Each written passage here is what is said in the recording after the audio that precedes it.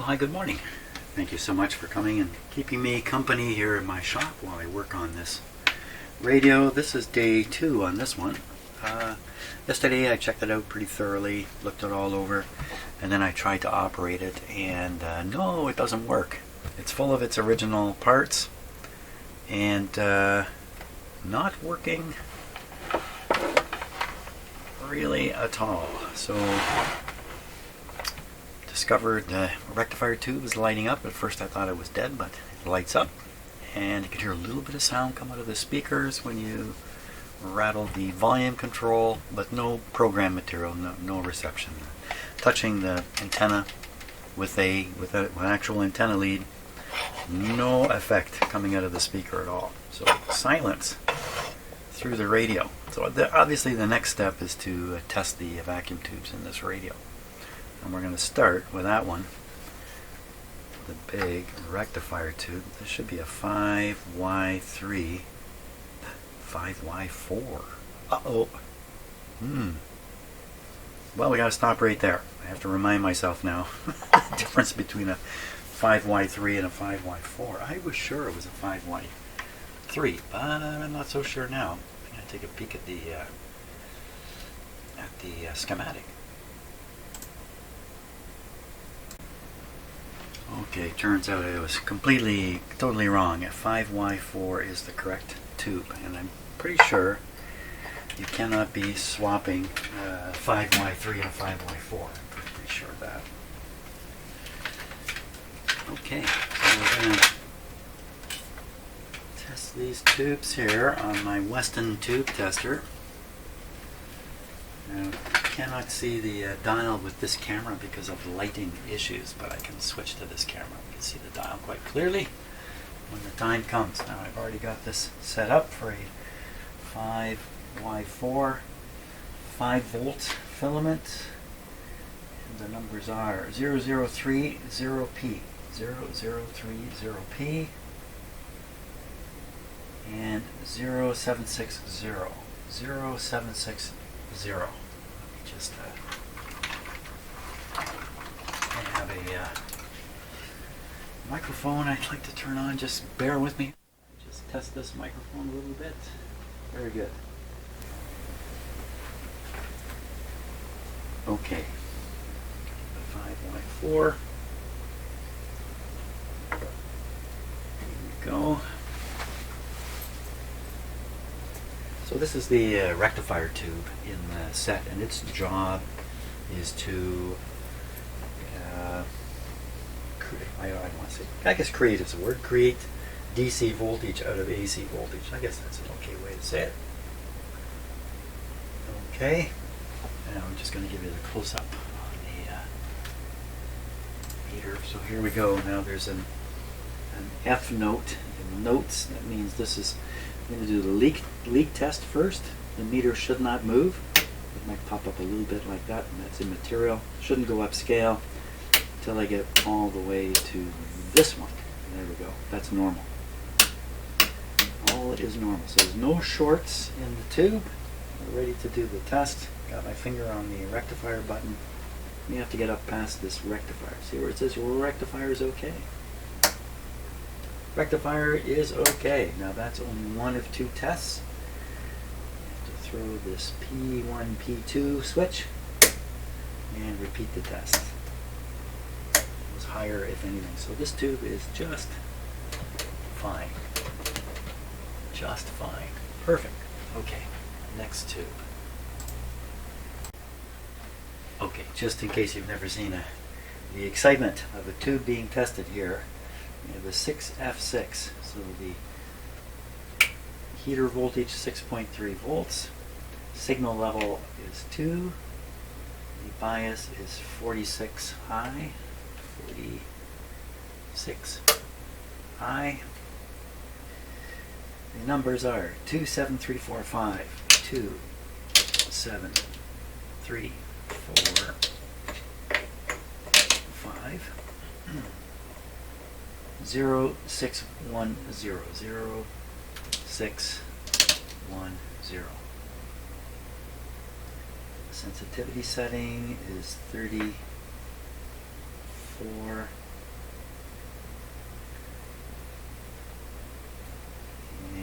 plate setting is F. So this tube's reject point is 830. So the needle comes up in this range, it's time to think about a new tube.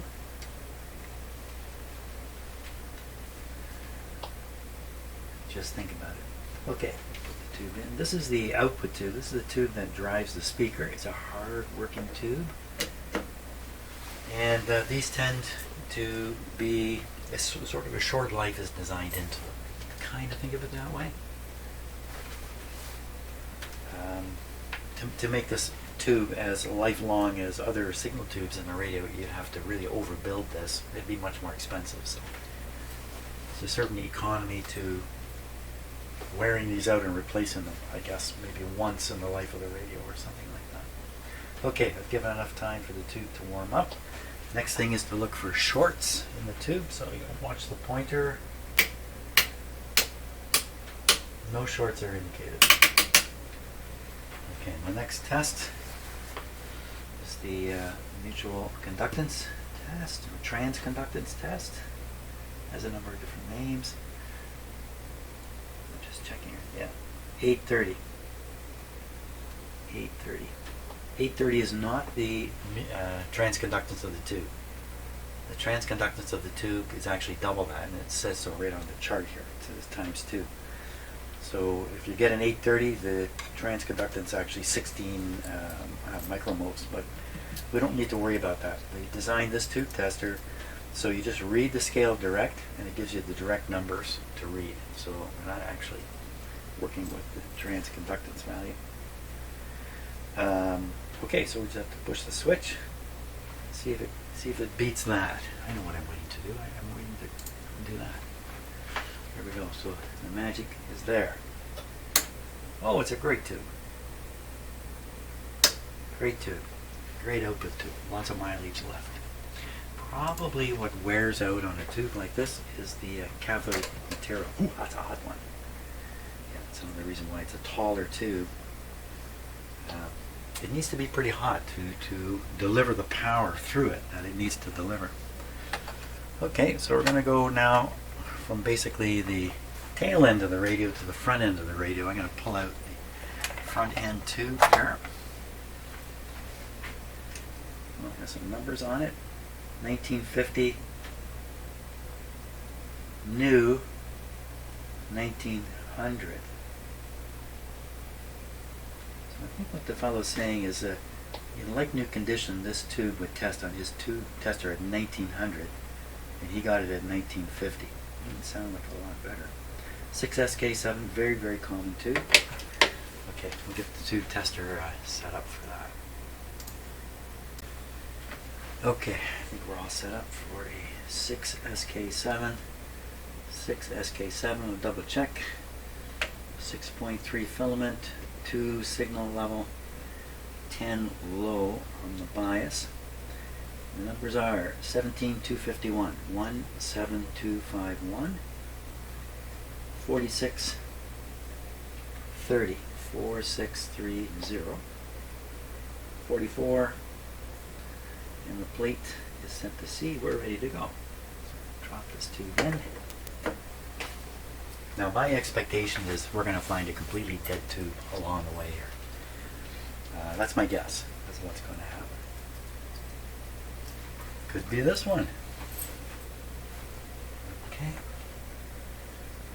Check for shorts. When I'm doing the short test, this basically turns into an ohm meter and actually has a resistance values there. And you know what? You can actually see them if I just do that. Okay, away we go. And it's totally normal, no shorts in it. If there's a short in it, we certainly wouldn't want to test it on the tester. Now, this tube, good reject point is 1520. So 15 is right in the middle here. So I gotta get up past the middle. Thumbs up. Here we go. Hwah! Now wait a minute. That's not normal for. Normally this meter doesn't come all the way over. So I suspect I've made a mistake in the settings. So quick check here. 10L. Yeah. 17251. 17251, 1630, 4630, 4630. Oh yeah, everything's correct. See, 44. Okay, so what I'm going to do now is a sensitivity test. Let me just flip back to the other camera here. Whoa. Okay. So what I want to do now is I want to run the test. I want to vary the controls that will affect the reading to see how sensitive things are. So this one, what if this were a little off? Okay, see just a little bit of movement here, a fair bit on the meter.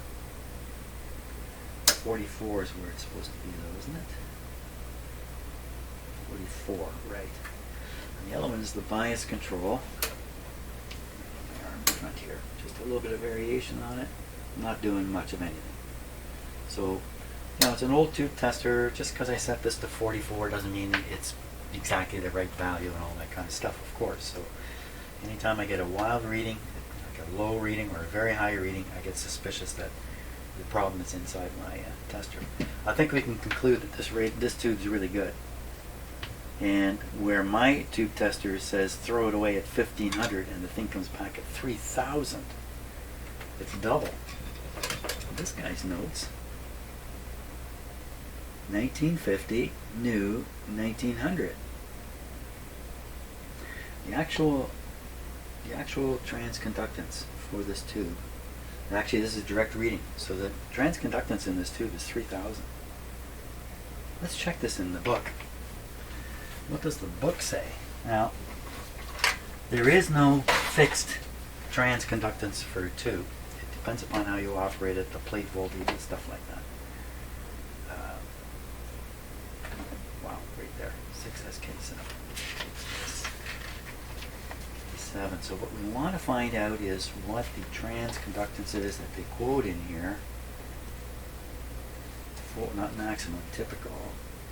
Characteristics. Transconductance. 2350 or 2000. I'm getting a reading of 3000. That seems a little odd.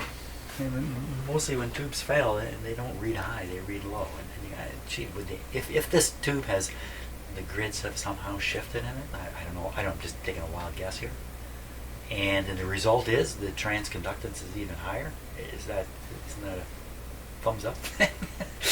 The tube has improved itself. It's turned itself into a 6SK7 plus. I don't know. I don't think there's any reason that this would stop the radio from working. So we're going to put it back in. Now there's another 6SK7 here in this radio. I bet you it's this one right here. 6SK7. More notes on it. 1275. I can't even read it.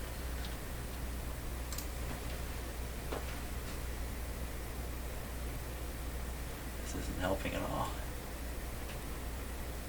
1295.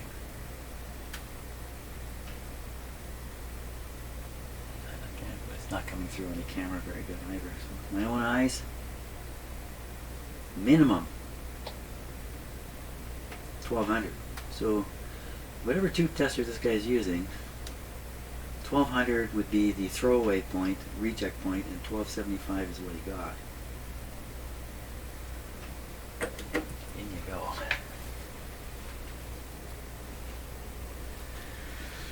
Okay, so the first thing we'll do is the shorts test. You'd think if somebody had a tube tester available and they were testing these tubes, that they would have put only good tubes into the radio. And so maybe that's what we're going to find out.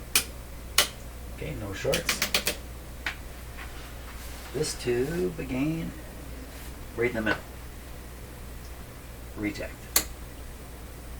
Now that's more what you would expect. That's good. Again, this tube cannot explain why the radio is silent. Okay, so now so that's the front end RF tube and the IF amplifier tube. Now we're going to go to the mixer tube. 6SA7, yes, 6SA7. Good is all you had to comment on this one. Okay, I'll set the guy up there for 6SA7. Okay, here we go. 6SA7. This is a very special tube. Has extra grids in it because of the job it does. It actually, most tubes have one input signal and one output signal. This one has two input signals and one output signal. Needs the extra grids for that. Okay, double checking here. 6.34. No, wrong line. So easy to get this wrong. 9L 27345 27345 1650 45. Plate is C. We don't want to get this wrong. In you go. So this guy's job is to mix together the signals that are coming in on the antenna and a signal that's developed within the radio itself, called a local oscillator signal. So when you're tuning the radio, you're actually varying the frequency of that local oscillator signal up and down, feeding a different frequency into the tube. They get mixed up in there and stuff happens. Amazing. That's a principle of these, part of the principle of the super heterodyne radio. Here we go.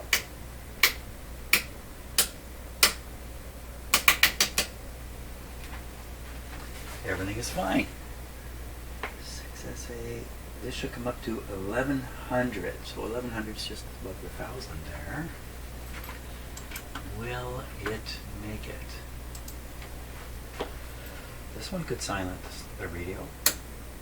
No. Wow. It's another really high reading tube. Wow, well, it's far from being bad.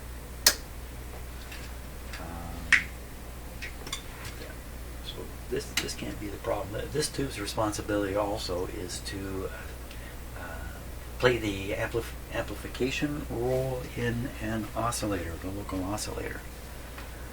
So a bad tube here, you wouldn't have an oscillator going. You know what? We only have one tube left. Uh-oh. I was kind of hoping for a dead tube in here. Okay, so here's one. No label. No labeling. No paper sticker. 6SQ7. This is the detector tube. Okay. Oops. I'm sorry, I should have flipped the camera. I will get things set up here. Okay, let's double check now. Starting with the tube. 6SQ7. 6SQ7. 6.3. Signal level 1. Bias is 18L. 25100. 25100. 3760. 3760. 37 on the cheater, F. I call this the cheater because by controlling the position of this, you're controlling where the pointer is lining up. And I think the two tester makers, this is their cheater control. We're good. Here you go. So, if I'm lucky, this tube is dead. This is a two-part tube. It has two separate, there's really two tubes in one. So we're testing first the one part, we're testing the amplifier part of the tube. The amplifier part amplifies the audio signal in the radio. Okay, any shorts?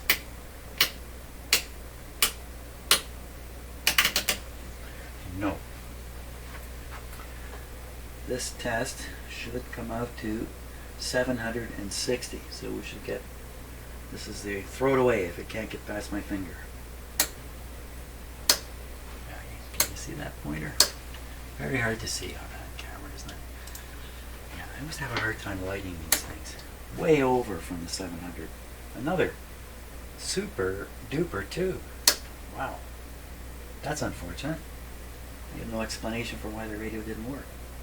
So now there's another test for this tube. We do the this was the amplifier part. Now there's a couple diodes we need to test.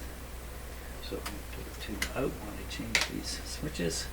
2013P. I'll just do this right now. 2013P. 0760. 0760. 48. A. P1 and P2. There's a P1 and P2. Plate 1 and plate 2.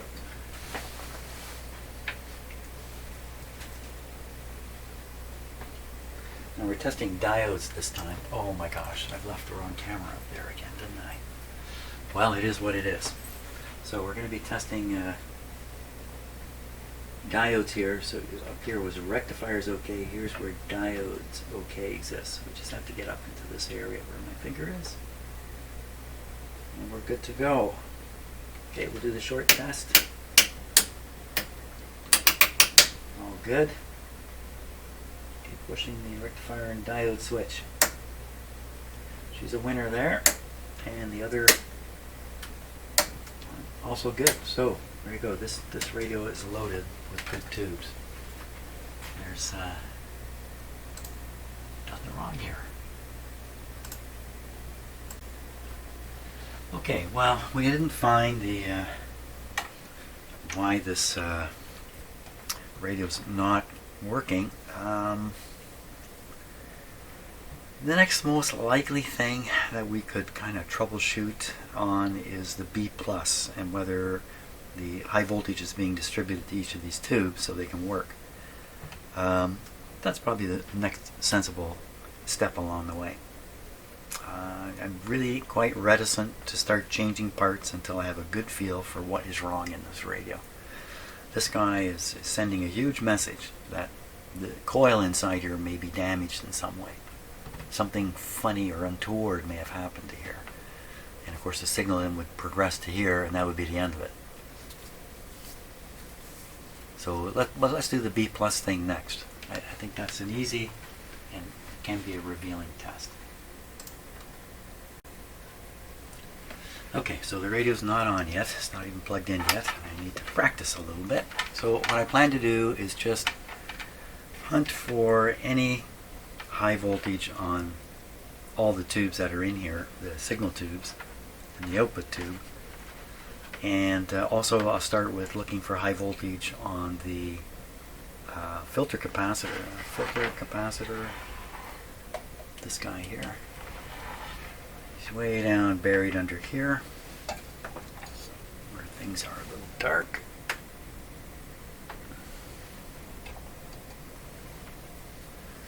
So again, practicing.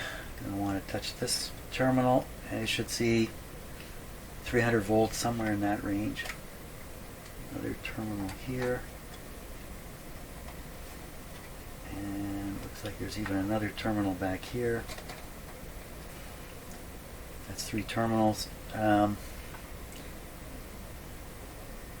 can see that one of the twist locking things, wait a minute, this, yeah, has been soldered down onto the chassis. So probably the outside shell is negative, and the 3 terminals represent 3 capacitor terminals. Expect to find voltage, similar voltage on all 3 of them. Then for doing the tubes, where's the rectifier tubes? Way up at the top here, so we won't bother with that one. Not at the start. We have the output tube and all the rest. We just go around and without really thinking too hard, just try to find a tube terminal with a high voltage on it. A lot of these tubes will have 2 terminals with high voltage on it. We just want to see if the voltage is getting through the radio. That's really what we're after. Okay, we can do this with the dim bulbs going because we don't need the full shot happening. Here we go. Okay, so right away, no, I didn't really, uh-oh, I'm going to get the meter on the screen here. So this is the meter I'm using, vacuum tube voltmeter. It's set to 500 volts full scale. Okay, so we're going to look for the main B plus supply voltage. So what we're reading there, that's a 230 volts. Okay, and this terminal here, ooh, that's extremely low. Something maybe going on there. And the last terminal, and I can, it's back in here. We get the full, so we got one terminal with low voltage on it. Now, this possible that that's normal. I mean, I don't know for sure. It doesn't look normal to me. Okay, we'll start looking for B plus. We'll go up to the output tube. We're just going to go around the pins, main ones I can contact safely anyway, and look over at that meter. One of these, this might make sound come out of the speaker. Slight voltage there. Don't fall over, man. I was just thinking to myself, this is really unstable. I have the radio balanced here poorly. We got the transformer up high and the speaker up high. All the weight is way up in the end here. And I thought to myself, if this starts going over, I won't be able to stop it. But I did stop it, so I keep my hand on it, which is not wise either. How about this guy? Anybody see that meter? Doing nothing. How about this one? Oh, there's something there. Okay, so there's some high voltage getting through. That's like 175, which seems a little low. Good enough for that. Come down to this tube. Oh, listen. That's interesting. Okay, that tells us a little bit. I don't want it. Nothing on the meter there.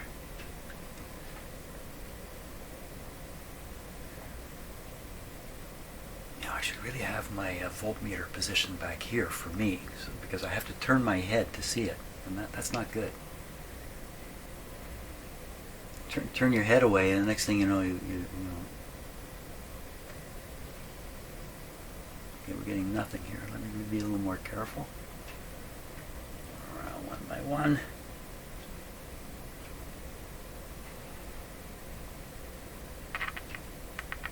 There's a little voltage on this pin. And there's one more back in here. Gotta get without shorting anything. So it looks like the B plus is missing from here, and the voltage that is here is puny voltage. So I think we've got problems with the voltage, high voltage distribution of the radio. Here we go. On the next tube.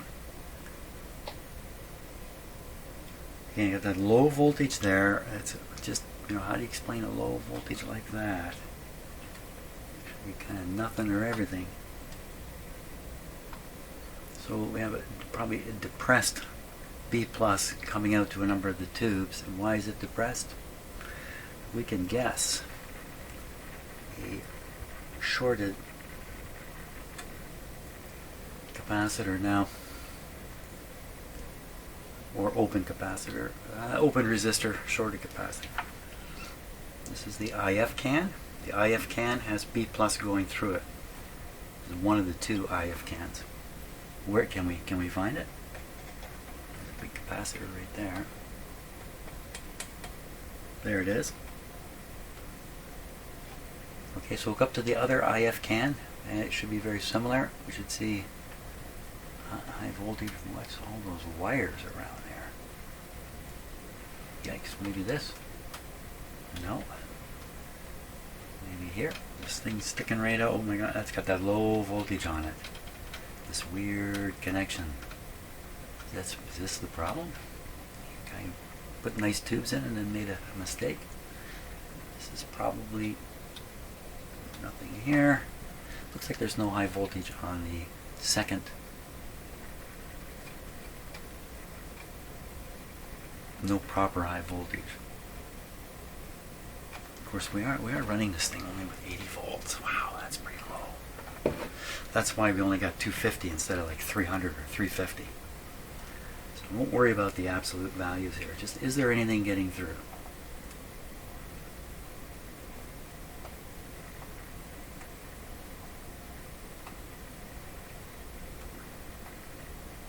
There's that low voltage again.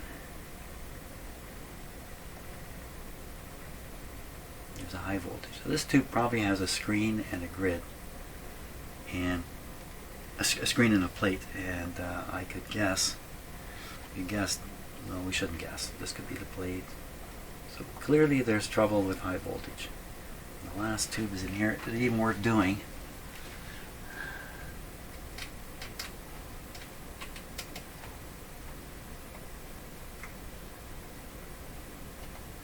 $80 volts is not enough to operate one of these radios. So it could also be right now. Oh, there we go. That's 200 volts. That's lots. There's that low voltage one again.